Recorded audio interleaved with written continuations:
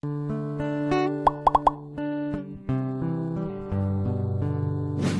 we continue with the rest of the video, we could use your help.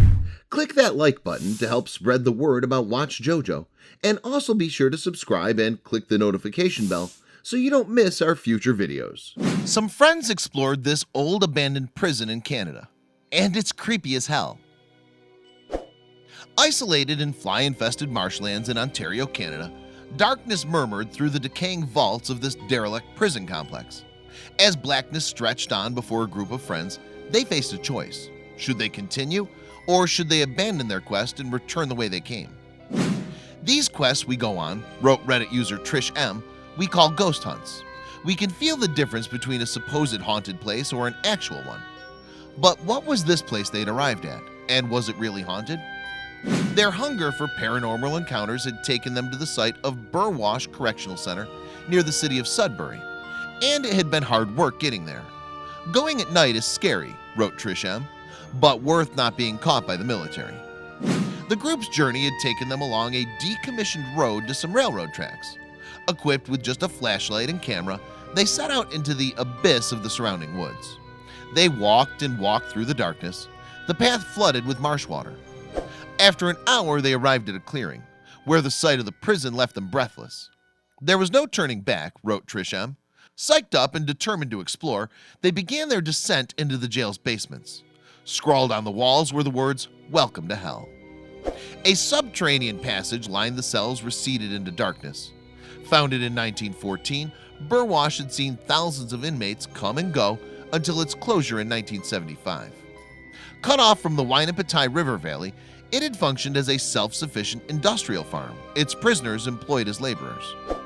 Once upon a time, a town of 1,000 citizens had serviced the prison. The site included a barber shop, a church, a public school, a hospital, a post office, and a grocery store that stocked produce from the farm. All of it was built by the inmates for the prison staff.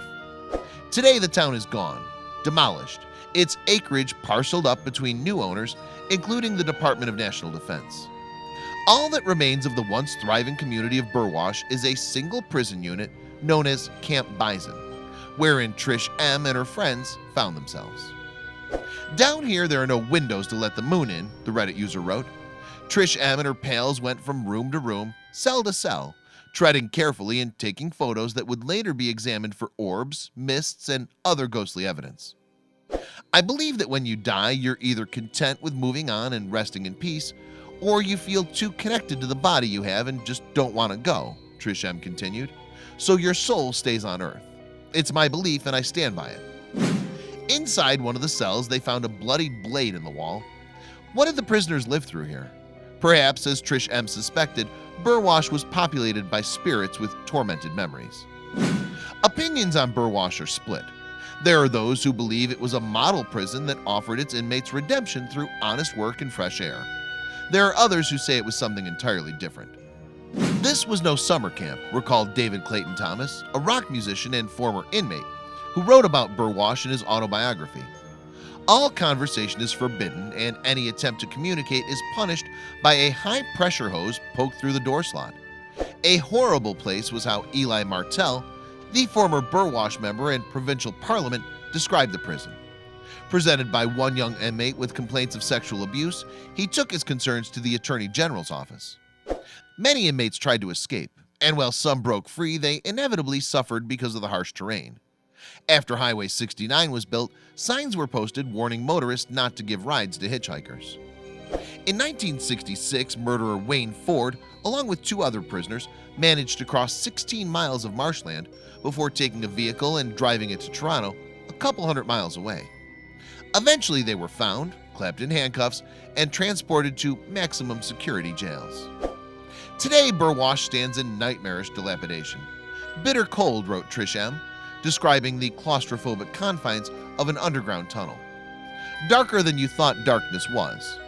Lined with rusted pipes, the dank, narrow passage fell away into blackness. Soon they arrived at a rusted door with smashed windows. Beyond it, within the dark void of an empty room, an unearthly mist seemed to swirl. A trick of the light or a spectral apparition. Trish M was convinced it was the latter. Inside an old auditorium, they found a broken, crumbling stage, slats exposed. Trish M's friends climbed onto it and danced, but the ghosts of Burwash were displeased. "That wasn't appreciated," wrote Trish M. Orbs moved from the corner to their faces. Having gathered their evidence, Trish M and her friends made the journey home. Were their experiences the result of actual hauntings, or were they suffering from overactive imaginations? You've seen the photos. Judge for yourself.